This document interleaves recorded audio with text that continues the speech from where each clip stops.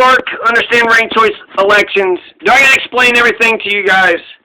So, New York City, the mayor results so far, Maya Wiley, Kathryn Garcia, and Eric Adams are the top 3 finishers. But we haven't done the ranked choice voting yet, so this is just the first round picks. This is just round number 1. This could go to 12 rounds. So this is just round number 1, and let's see, he's winning with 31%, 22%, 20%. Seems to be kind of consistent between those votes. 92% are reporting. That's 724,572 votes. 92% reporting. So how that could be another 100,000 votes are still out. So another 100,000 votes, that would totally turn everybody's race around. But the top 3, it would, make Kathryn Garcia and Maya Wiley is the victor if they get, all those votes. So right now, Eric Adams is winning with 225,000 votes. Maya Wiley has 160,000 votes, and Kathryn Garcia has 146,000 votes. And like I said, there could still be 100,000 votes that's out, so just give them all to Kathryn Garcia. She's got 246,000 to Eric Adams. She wins if you give all 100,000 votes that are still left out from tonight. So tonight there's still, I'm just guesstimating, whatever, just, it's 92%, so what is that, 50,000, 200,000, let's just go with the 100,000 votes. So that's an estimate, right? So that's how many more votes are going to come out. These numbers have been consistent the whole time, so I'm going to actually kind of assume that the numbers won't change that much. Eric Adams is going to finish first place, Maya Wiley is going to finish second place, and Kathryn Garcia is going to finish third place. But nobody got a majority. Eric Adams only got 31%. Maya Wiley only got 22%. Kathryn Garcia only got 20%. So of the, 700 or so thousand that had just voted, the majority of those people did not pick one candidate. The 31% voted for Eric Adams. That's not a majority. In order to get a mandate of the majority of the people, you have to tabulate the ranked choice elections. You cannot tabulate the ranked choice elections until you get every single vote in. And in order to get every single vote in, you got to get the absentee votes, and then you got to allow for a cure. So if they fucked it up, right? They signed this thing and they mailed it, but they didn't sign it correctly or something. They put it on the side and didn't do it on this side. They could fix those ballots. So you have, a shit ton of absentee ballots. It's, COVID and shit. I don't know, people got used to it. Some people said there's 20% absentee ballots, but some people said there's only about 4%. So let's, again, conservatively estimated about 10%. 10% of the, ballots, that means there's 70,000 absentee ballots that's still out. So that means there's 100,000 or so tonight. Ballots that are still out, 70,000 absentee ballots that are still out.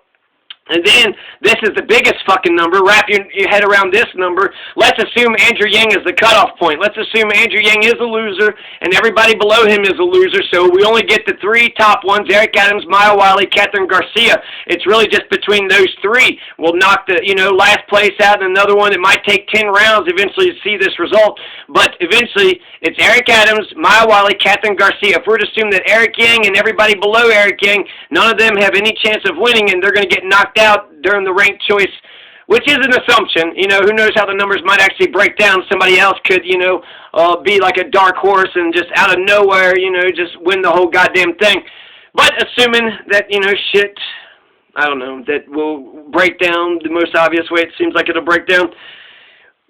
Take the votes of Andrew Yang on down. He's got 84. Scott's got 37,000, 20,000, 17,000, 16,000.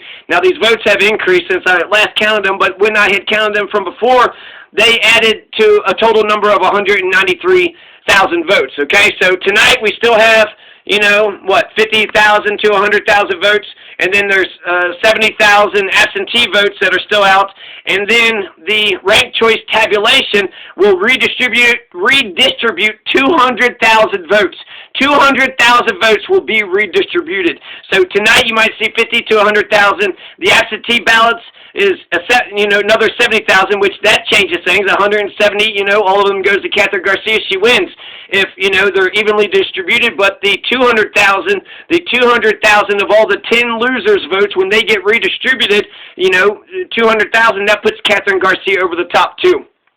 So we got about 50 to 100,000 votes out tonight. We got about 70,000, plus votes with the absentee. And then there's precisely, those were estimates, but so far, this is the lower amount because people keep on voting, but when I had last counted it, this is 200,000 votes. So there's at least 200,000 votes of the people who voted, Sean Donovan number 1. Well, if you voted for Sean Donovan number 1, who did you vote for number 2, number 3, number 4? Because that's ranked choice voting. Now, Sean Donovan is going to get kicked out, and if you voted for Sean Donovan number 1, well, who your number 2, number 3, number 4 is? This is to show a deep, wide, and far support. Deep, wide, get all 3 angles, right? 3D, the width, the length, the height. You want support deep, wide, and far. Far, deep, and wide support. You want, the support to be people, the ones that wins isn't the one that's going to get the most number 1 votes. The one that's going to win is the one that gets the most votes total. 5, 4, 3, 2, or 1 votes. And so if I had voted, Maya Wiley is my last choice. So that means we would have to get rid of Paperboy, then Jocelyn Taylor, then we'll have to get to Diane Morales, which she's all the way up there. So that might take 10 rounds, and then get rid of Isaac Wright, and then my last place is Maya Wiley. So it would take, it would have at least taken at least 5 rounds to get to Maya Wiley vote, and I'm going to assume that there's other people. I'm also going to assume that Kathryn Garcia and Eric Adams are both conservatives, so I would assume that ranked choice voting would lean towards Maya Wiley's favor since she's the progressive. I'm going to assume it's 50-50, conservative-liberal, when it comes to the Democratic Party of New York City. And so 50-50, that means Maya Wiley's got a lot more fucking votes to get, most likely, and Eric Adams and Kathryn Garcia do not. But that's just my prediction, so we'll have to see, right? In a week or 2 from now, I think maybe absentee ballots come in by a week, or they're supposed to come in today. You had to turn it in at least by today, and then they got a week to cure them, so that means by next Tuesday, that's when you can count all the votes, because you need all the votes together before you can actually count them up and, figure out who won this thing. So, to me, it looks like it's between Eric Adams, Maya Wiley, Kathryn Garcia. Could Diane Morales, somehow get all those votes? I think it's possible, but long shot chance. So I'm just going to go with what common sense dictates, from here on out. Eric Adams, Maya Wiley, Kathryn Garcia, those are your top 3 winners. Eric Adams' lead is not insurmountable. It's only a paltry 31%, so he doesn't have the majority of the New York people yet.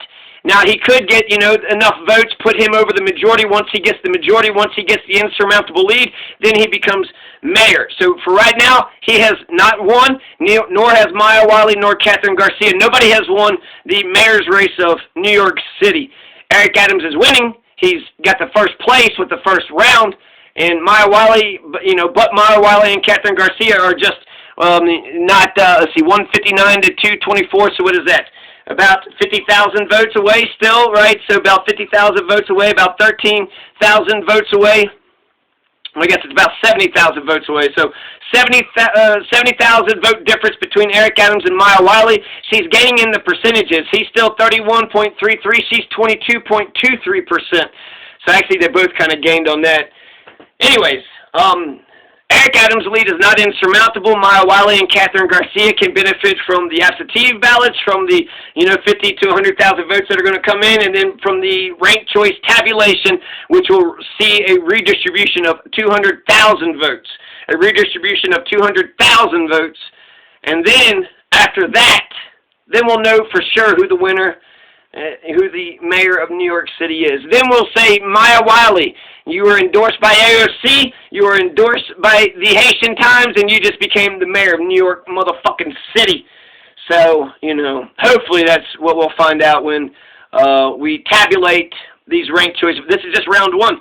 So we don't know 2, 3, 4. Paperboy, we're throwing his vote out. He only voted for Paperboy. Once he gets knocked out, his vote goes nowhere. So he voted ranked choice voting incorrectly. Paperboy Prince did not understand ranked choice voting at all. He might as well just wrote his name on a piece of paper and just threw it straight into the trash because his vote isn't going to count for shit. He only voted for himself. He didn't rank 2, 3, 4, 5.